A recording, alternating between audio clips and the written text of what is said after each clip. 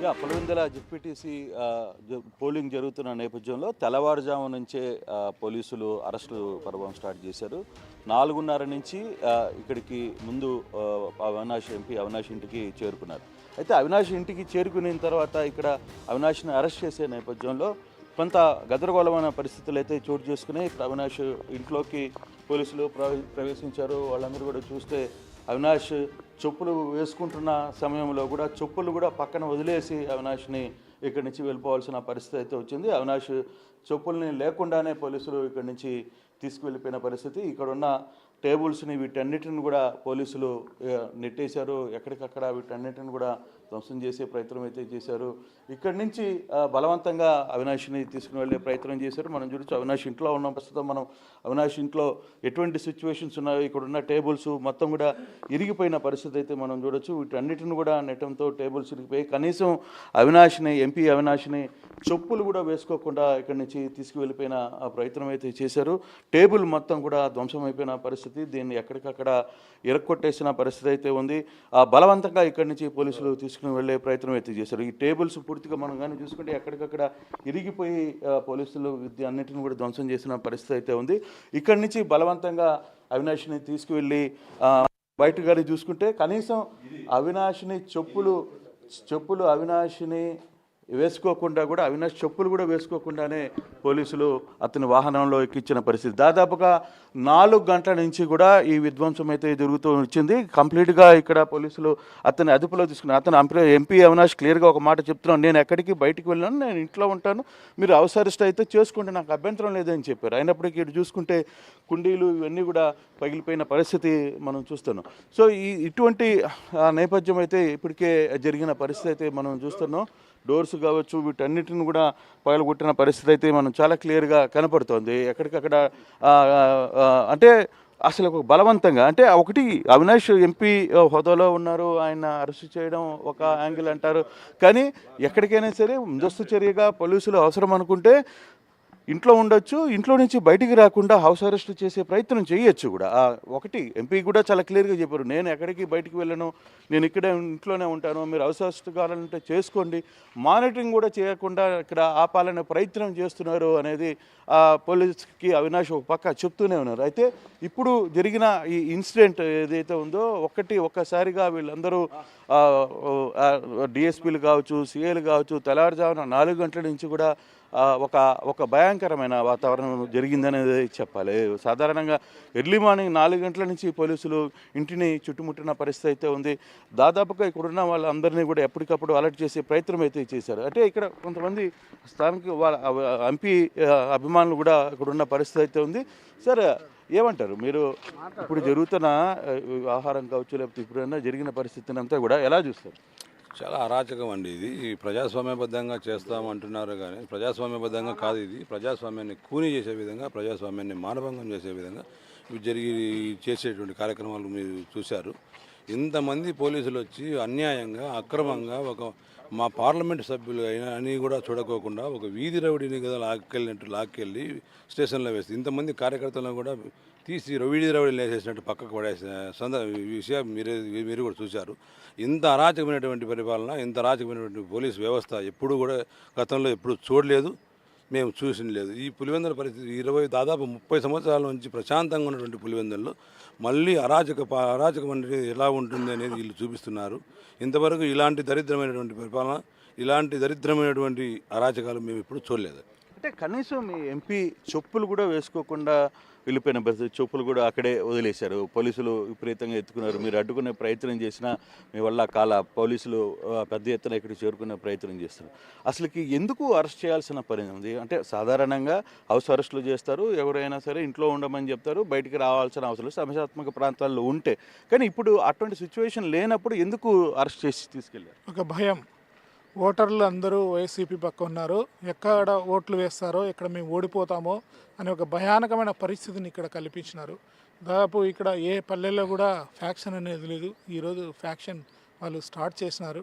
ఇది నిజంగా పూర్తిగా ఎలక్షన్ కమిషన్ షేమ్గా ఫీల్ కావాలా. మేము ఎన్నిసార్లు మొరపెట్టుకున్నా కూడా ఈ ఎలక్షన్ కమిషన్ పట్టించుకోలేదు. ఈవెన్ నిన్న బూతులు మార్చినారు. కుయ్యమూరో 4 కిలోమీటర్ల దూరం పోయి వేయాలా, ఎస్సీ ఎస్టీ వాళ్ళందరూ కూడా అని ఎంత మొత్తుకున్నా కూడా పూర్తి అధికార దుర్వినియోగం చేసినారు. ఇది నిజంగా ఈ ఎలక్షను పోలీస్ వర్సెస్ వైసీపీ, పూర్తి పచ్చ చొక్కాలు వేసుకున్న డిఎస్పి అయితేనేమి, మిగతా ఈ సిఐలు అయితేనేమి, ఇది పూర్తిగా వాళ్ళ వ్యవస్థకే ఒక చెడ్డ పేరు తీసుకొచ్చారు ఈ పోలీసులు అంటేనే నమ్మకం లేకుండా పోయింది ప్రజలకి ఈరోజు పులివెందుల మండలంలో. అంటే ఈ కొత్తపల్లి లేకపోతే కొన్ని ప్రాంతాల్లో కనీసం పబ్లిక్ని కూడా ఊర్లోకి కూడా రానివ్వట్లేదు, కనీసం ఆ మీడియాను కూడా లోపలికి రానిచ్చిన పరిస్థితి. బయట ప్రాంతాల నుంచి ఎక్కడో జమలమడుగు అంటున్నారు, తర్వాత చెన్నూరు అంటున్నారు, లేకపోతే కొండాపురం అంటున్నారు, ఇటువంటి రాప్తాడు, ఇటువంటి ప్రాంతాల నుంచి అందరూ కూడా ఇక్కడికి వచ్చి వాళ్ళు బయట వ్యక్తులు వచ్చి అసలు ఓటర్లను వేయాలని ఒక ప్రయత్నం చేస్తున్నారు.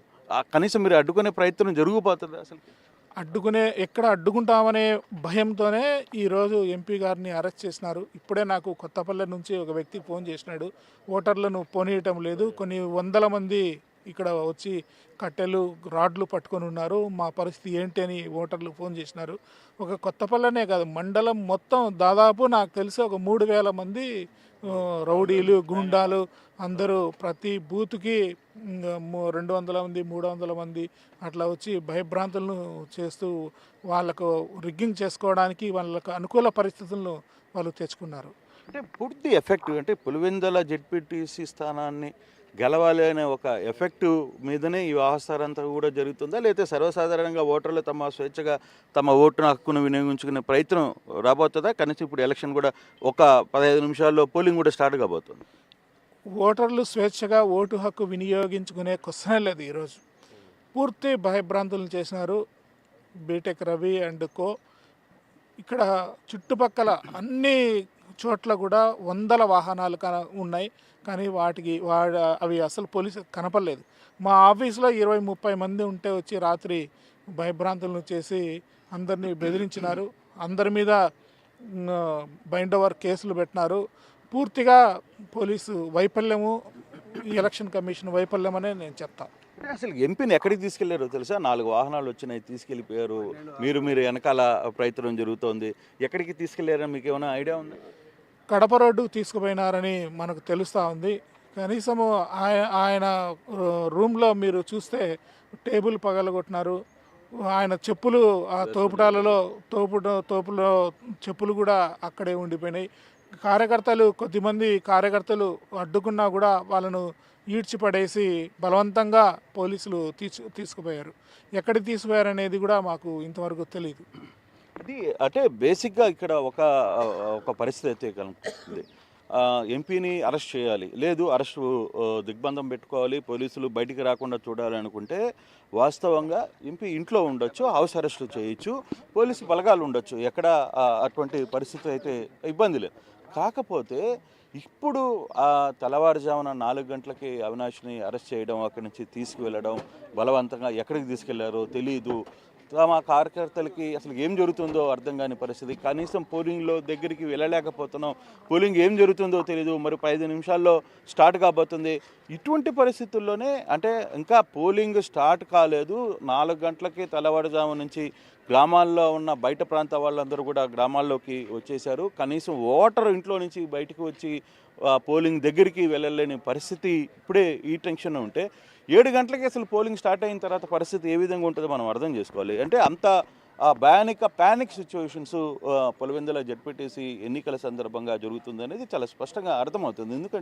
ఎందుకు ఇంత ప్రెస్టేజియస్గా తీసుకుని ఎన్నికల్ని నిర్వహించాలని అనేది. అయితే టీడీపీ ఏం చెబుతుంది, మేము వీళ్ళకే కాదు కొంత మా టీడీపీ నాయకులకు కూడా పోలీసులు హౌస్ అరెస్టులు చేసామని చెప్పి. సరే, హౌస్ అరెస్టులు చేయాలనుకున్నప్పుడు లిమిటెడ్గా ఒక ప్యానిక్ ఒక సిచ్యువేషన్ ఉంటుంది, కానీ ఆ సిచ్యువేషన్ని దాటి అంతా ఇక్కడి నుంచి వీళ్ళందరినీ కూడా తీసుకెళ్ళిపోయిన పరిస్థితి చూసాం. పోలీసులు ఎక్కడికి తీసుకెళ్లారో తెలియదు, వాళ్ళ కార్యకర్తల్ని తాము ఎక్కడున్నామో తెలియదు, తమ నాయకుడు ఎక్కడున్నాడో తెలియదు అనేది వాళ్ళు చాలా క్లియర్గా చెప్తున్నారు. సో అంటే ఇటువంటి సిచ్యువేషన్స్ మీ గ్రామాల్లో అసలు ఇప్పుడు పరిస్థితి ఏంటి? మా గ్రామాల్లో ఎవరినే కానీ ఓటర్స్ను హలో చేయడం లేదు, వచ్చిన వాళ్ళను తరిమి కొట్టడం జరుగుతుంది. అక్కడ కట్టెలు రాడ్లు పెట్టుకొని జమ్మలమడుగు, కొండాపురము, పొద్దుటూరు ఎక్కడి నుంచి తీసుకొచ్చి గుండాలను దింపి నానా అరాచకాలు చేస్తున్నారు. అయినా వీళ్ళు గెలుస్తామని అనుకుంటున్నారు. వీళ్ళు గెలిచేదంతా ఎట్లంటే భీష్ముడు యుద్ధంలో ఉన్నప్పుడు శిఖండిని పెట్టుకొని సాలించుకోమన్నట్టుంది. వాళ్ళ లా అండ్ ఆర్డర్ను వాళ్ళ చేతలకు తీసుకొని నాయకుల చేతలకు తీసుకొని ఓటర్లను భయభ్రాంతులను చేసి గురి చేస్తున్నారు. ఇది అసలు వాళ్ళ విజయం కాదు, ప్రజలు బుద్ధి చెప్తారని మేము మనస్ఫూర్తిగా కోరుకుంటున్నాం. అంటే ఇటువంటి సిచ్యువేషన్ గతంలో ఎప్పుడైనా జరిగిందా? ఎప్పుడూ జరగలేదు ఇటువంటి దారుణము 30-40 ఏళ్ళ చరిత్రలో కూడా ఎప్పుడు జరగలేదు. మా గవర్నమెంట్ వైఎస్ఆర్సీపీ ఉన్నప్పుడుగా సాధారణంగా పోయి ఓట్లు వేసుకున్నారు, కానీ ఇంత అరాచక పాలన మేము ఎప్పుడు చూసి కన్నీ విరగని పరిస్థితి, భయాందోళనకు గురవుతున్నారు ఓటర్సు. సో ఇది ఓటు వేయాలనుకునే ఒక ప్రయత్నం జరుగుతుంది. ఎట్లా ఉంది ఇప్పుడు ఓటింగ్? ఒక 5 నిమిషాల్లో జరగబోతోంది పోలింగ్. చెప్పు. భయానకమైన పరిస్థితిలో ఓటర్ల స్లిప్పులు నిన్నెలా లాక్కున్నారు. ఈరోజు మా ఇయర్కప్పుడు బూతులన్నీ ఫిలప్ అయిపోయినాయి, కబ్జా చేసిన రిగ్గింగ్ కూడా అయిపోయింది. ఇది ప్రజాస్వామ్యంగా గొడ్డలు పెట్టు. అసలు ఇంకా మీరు పోయి ఓటింగ్ పాల్గొనే వేయాల్సిన అవసరం లేదు, వాళ్ళే వేసుకున్నారు. మొత్తం రిగ్గింగ్ అయిపోయింది, మొత్తం బూతులన్నీ ఫిలప్ అయిపోయినాయి. ఓటర్స్ ఎవరు రానికోకుండా భయభ్రాంతులు చేసి మొత్తం అంతా వాళ్ళే రిగ్గింగ్ చేసుకున్నారు.